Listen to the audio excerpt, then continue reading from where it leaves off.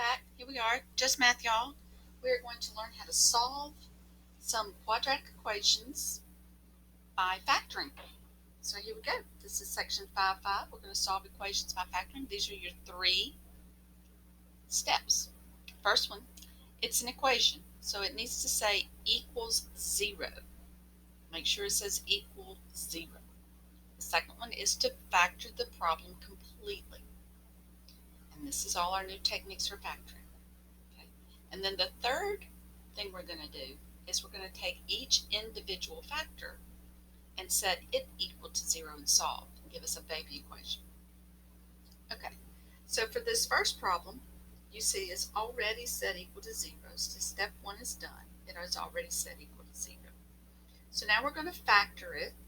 Okay, so now we're going to do a GCF factor first.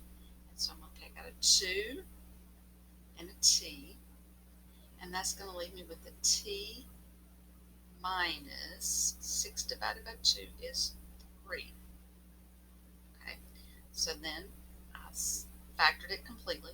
And now I'm going to take each individual factor and set it equal to 0. So the first one is 2t, and that's going to equal 0. And then the second factor is t minus 3 equal to 0. And now I'm going to solve each one of these equations. For the first one, to solve for t, I just need to divide both sides by t. I'm just going to divide both sides by 2. Sorry, I said t. And t is going to be equal to 0. For the second equation, I'd like to do to solve it is just add 3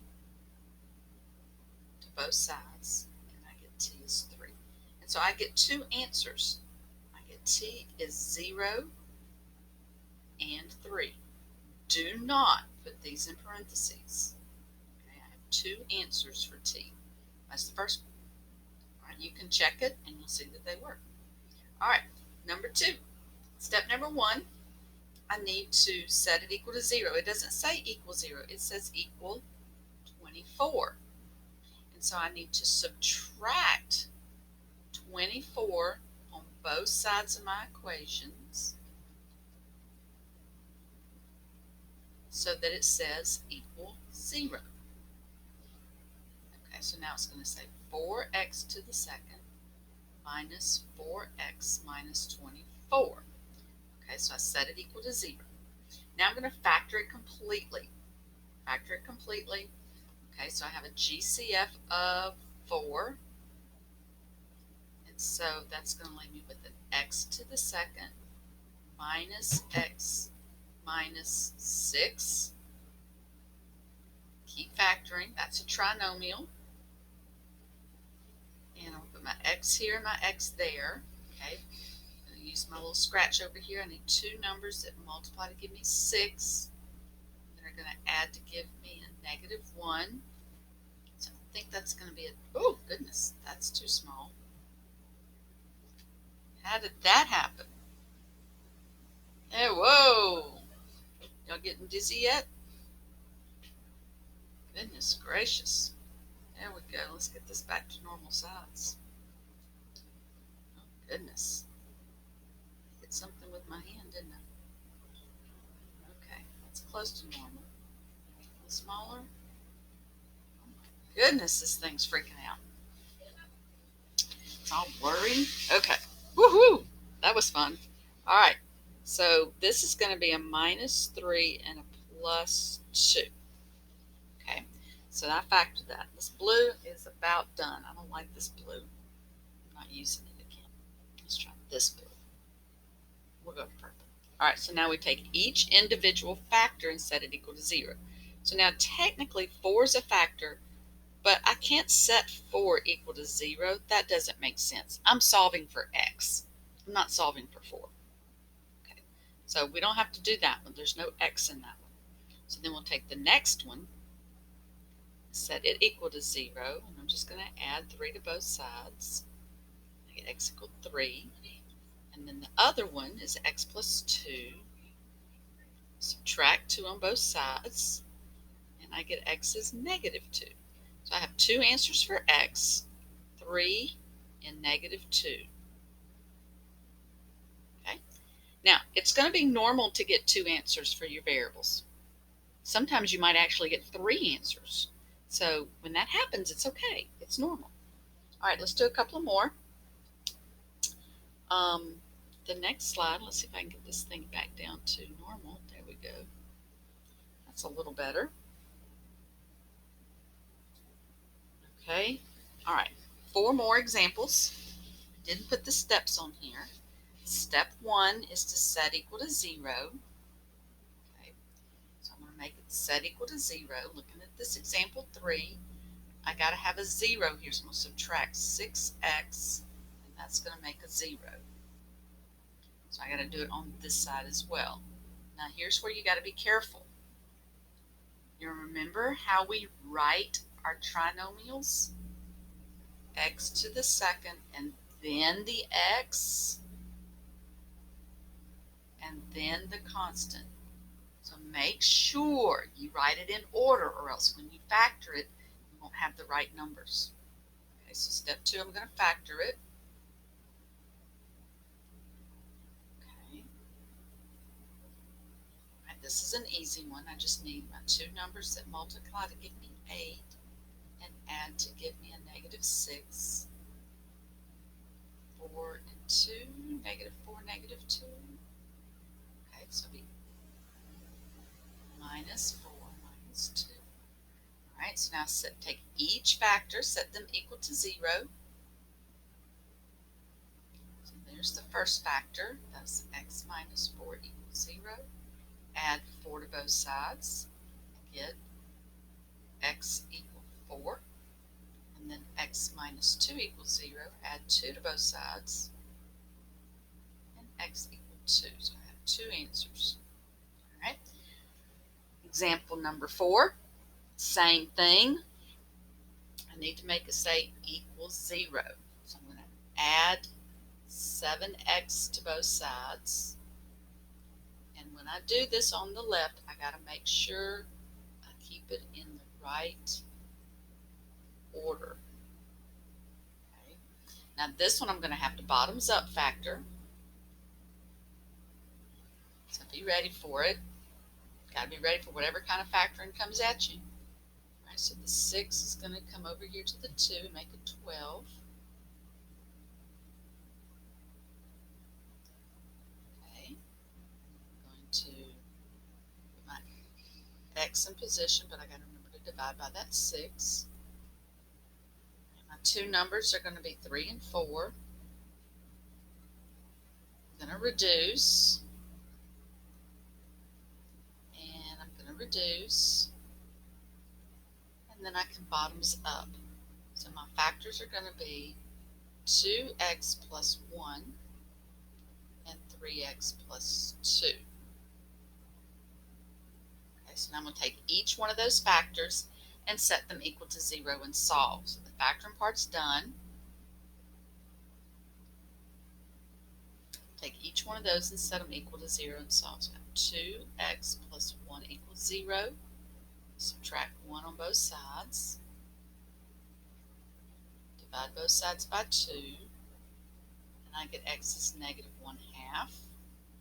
And then 3x plus 2 equals 0. I did not give myself enough room for this problem, did I? I get 3x equals negative 2. Divide both sides by 3. Get negative 2/3. Okay, so for this one I get a negative 1/2, comma, negative 2/3. That's my answer for that one. All right, 2 more.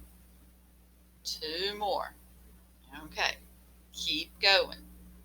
All right, got to make this one say equals 0. Okay, so now this one, to make this one say equals 0, I'm going to have to do a minus x squared on both sides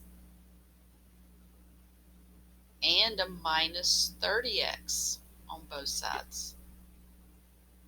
Okay, so now remember to keep them in order. So the third power comes first, then the second power, then the first power. Okay, so now it says equal to 0. All right, going to factor it. First step, set equal to 0. Second step is factor. So now I've got a GCF of x. I didn't like that blue. Still don't like that. GCF of x.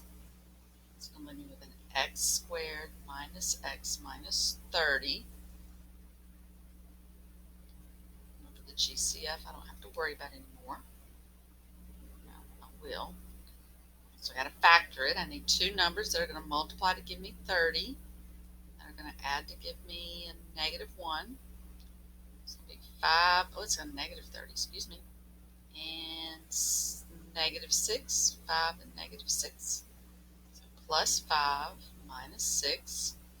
Okay, so now check this out. This one's slightly different. Step 3, set each factor equal to 0 and solve. We have 3 factors. So x equals 0. I don't have to solve that. That's one of your answers. And then x plus 5 equals 0. Subtract that. So negative 5.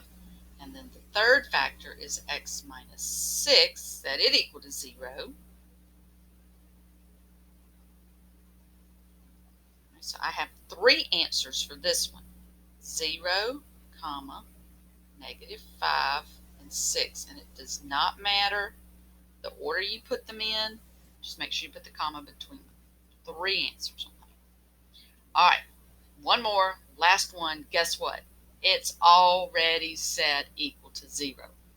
Whew, that made it easier. So step 1 is done. Step 2, I need to factor it. Okay, this is a basic factoring. The x and the x. Right now I need two numbers that multiply to give me 16 that are going to add up to give me negative 8. So that's going to be a negative 4 and a negative 4. Right? Now, do you notice something? These factors are the same. Set each factor equal to 0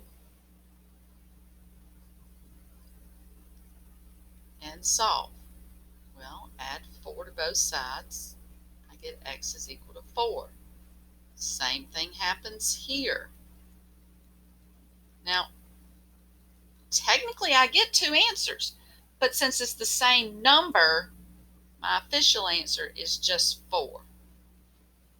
My official answer is just 4. I don't need to write it twice, but technically I did get it twice.